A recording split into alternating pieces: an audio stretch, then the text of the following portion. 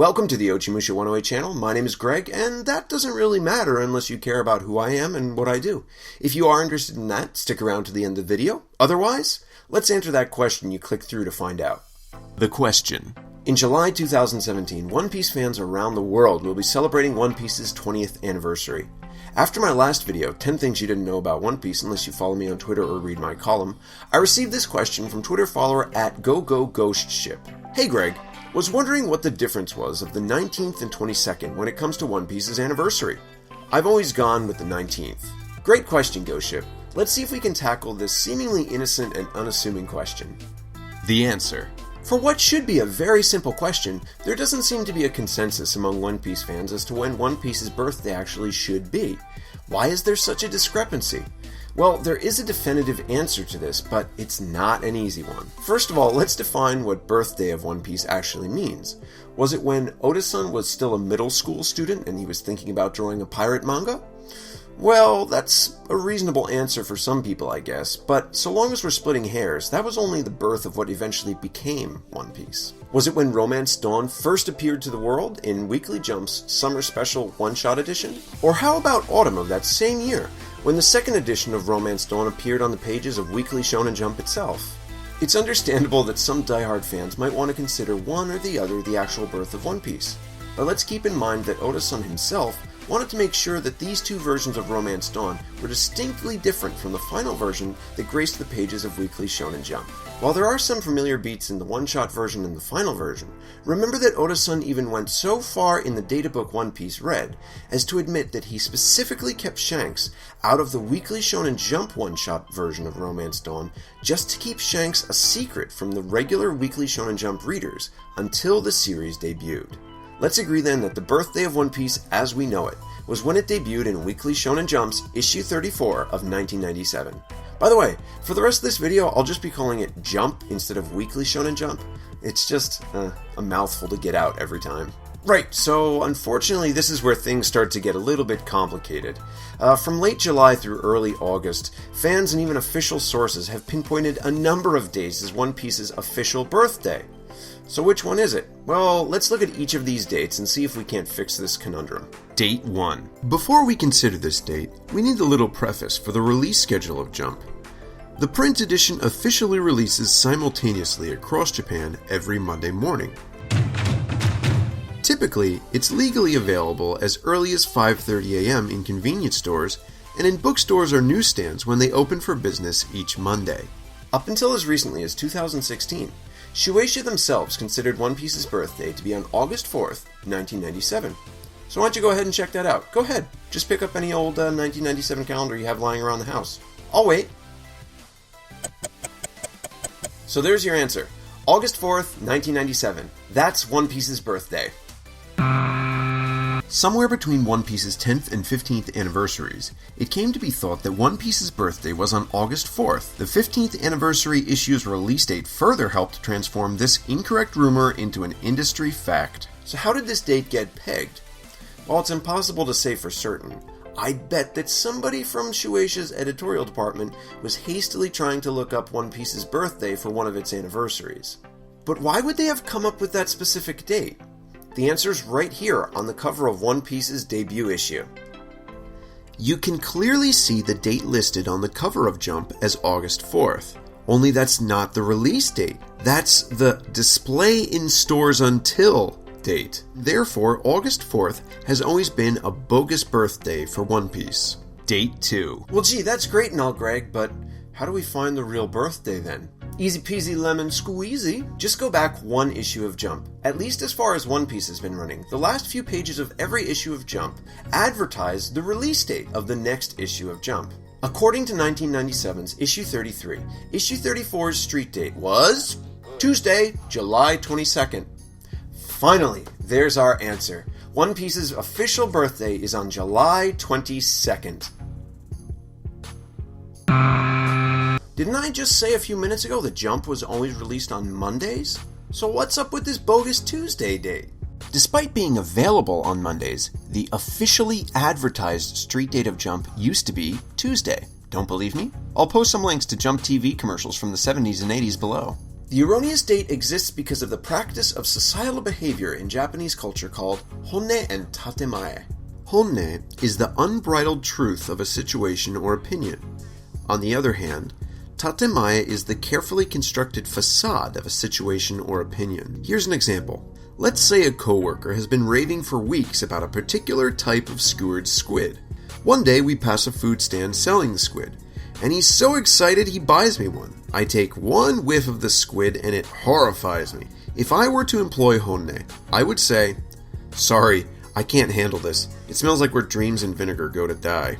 Instead, I would create a tatemae, and after taking a bite of the squid, I'd say, "Wow, I can see why this distinct flavor is such a hit with some people." Then, when given a chance, I'd discreetly dispose of the rest of the squid. The honne of Jump Street Date was that logistics with shipment capacity and distance prevented Jump from being shipped to certain retail regions of Japan. In other words, while a reader in Tokyo might be enjoying their Jump adventures on Monday, a reader out in the boonies of Fukui might not get their Jump until Tuesday.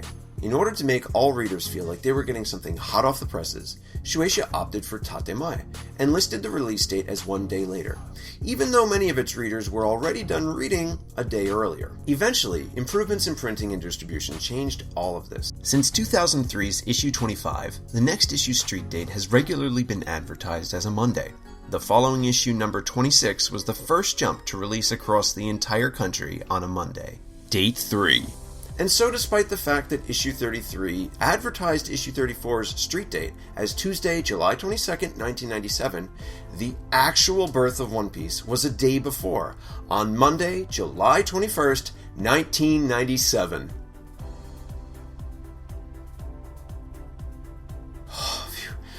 Oh man, I was worried. Sorry, July 21st wasn't the actual release date either.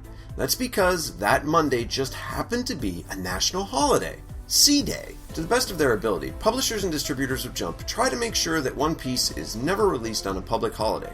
That's a practice they even carry through today. In order to avoid such an undesirable street date, in the event of a Monday holiday, Jump is released 2 days earlier.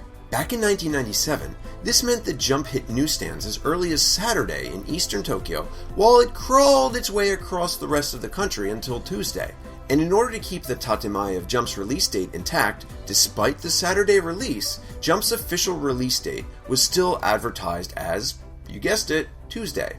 Shueisha finally changed their policy in October 1999, when issue 46's release date was advertised as Saturday, October 9th, 1999. And so, my friends, that means that One Piece first gloriously emerged into the world in its current form on Saturday, July 19th, 1997.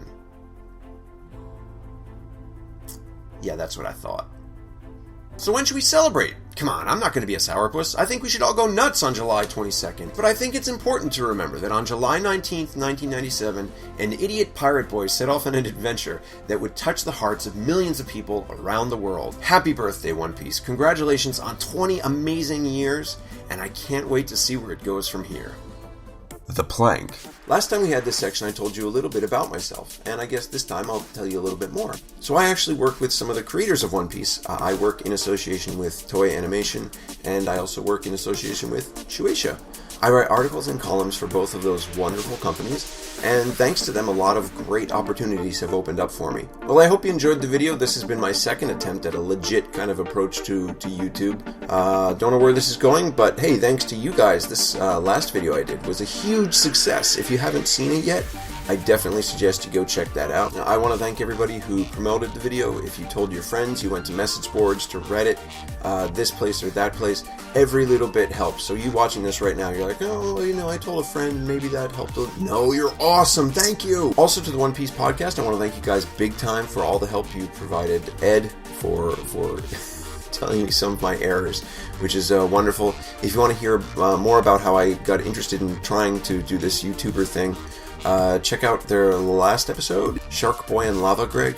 I don't know, my face is all photoshopped over it from something that Zach probably found through a Google search. It's weird. If you'd like to find more of my work, you can find that at onepiece.com, where you can read my regular columns about the latest chapters of One Piece and what's interesting or things you didn't find in them. I highly suggest following me on Twitter in addition to subscribing to me here, because it is a lot easier to tweet than it is to make one of these videos, so you'll find that updated quite frequently. And if you're a first-time viewer, go ahead and hit that subscribe button so you're ready for another video hits. Or maybe leave me a comment below. Let me know what you liked, and if you didn't like something, definitely let me know so I don't make that same mistake again. That wraps it up for this video, so until next time, keep searching for adventure where you least expect it.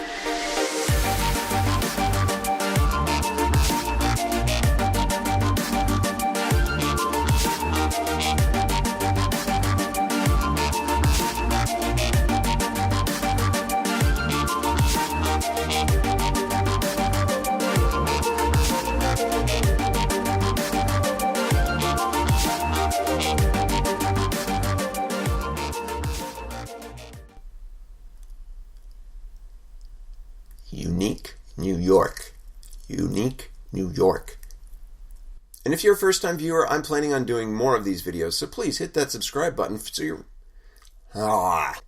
So if you're a first-time viewer and you're watching this, I suggest you subscribe. And if you're just like watching this and you're like, hey, this guy's really amazing. He's like a One Piece super fan guy. I should probably subscribe. Then you should probably subscribe. So if you're watching this and you're like, hey, I should subscribe because subscribe. And why should I subscribe?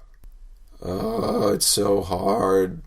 I take one whiff of the squid and it horrifies me. If I were to employ Honne, I'd say, this smells like how Tashinori Yagi looks if Cersei opened her legs. It's like Bruce Valanche's neck fold, Ron Jeremy's anything, like Hobbit feet, like a can of tuna fish farted, like Andy Dick's life. It smells like McDonald's.